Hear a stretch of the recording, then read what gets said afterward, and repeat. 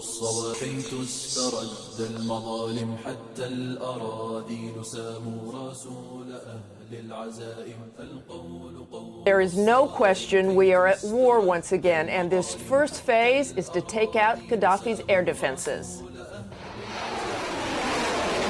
Throughout the night, the U.S. pounded Libya. The strikes began with more than 110 Tomahawk missiles launched mostly from U.S. ships and submarines, aiming at more than 20 targets, including surface-to-air missile sites.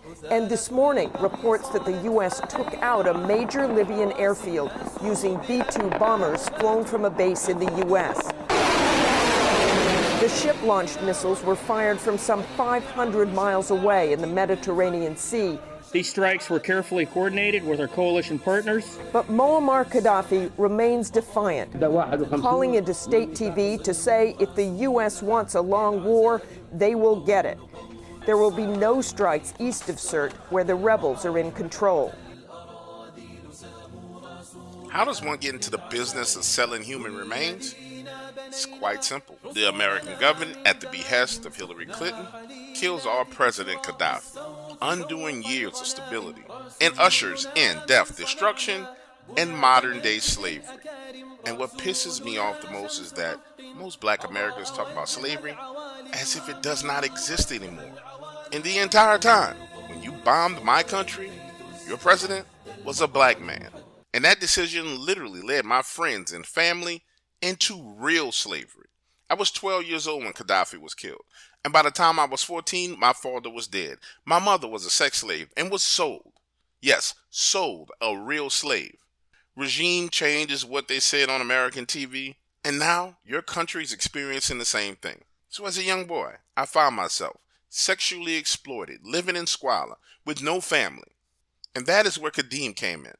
An old man bought me from the rebels. And instead of him sexually exploiting me, he put me to work. Doing what, you may ask? Digging up graves and taking remains. You see, Kadeem had found a way to sell the remains for scientific research.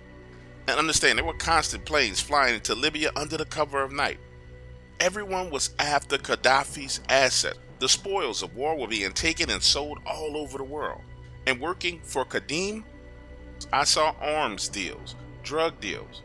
It was true and utter chaos. While digging these bones, that I believe I encountered a jinn. I'm 15 at the time and understand that digging up graves for us is unlawful according to our traditions. And the area that I was digging in was occupied by what the U.S. media called the rebels. For us, we called them terrorists and extremists. Now, if I was caught doing this, it would mean death for me. And I say that to you so you'll understand why I was so afraid when I saw the silhouette of a man appear out of nowhere as I'm there digging. It scared me so much that I hid myself in one of the open graves that I had just dug, only to lay there and listen as the wind blew stronger and stronger, until above me stood something inhuman, pale skin, glowing blue eyes, horns on his head like a goat, staring down at me, saying, "Show yourself." Afraid, I stand to my feet. And he tells me he knows me, that I've been here before. And then with anger in his voice tells me, how long will I defile the dead? Listen to me when I tell you I'll never forget those piercing, glowing blue eyes. And they flashed this bright blue light as he spoke. Listen, I'm not sure if he did something to me or if he just scared me so much that I passed out. But when I woke up, it was daytime and I was still in that grave. And then when I returned to Kadeem, afraid and empty-handed, I was beaten. He insisted that I return the next night and dig again, but I refused and I was beaten. There was absolutely no way I was going back after seeing something like that. Eventually, I was sold again and exploited over and over till I was strong enough to defend myself. When I was 18, I escaped to Nigeria, and I've worked to build a life for myself, trying to put the past where it belongs, in the past.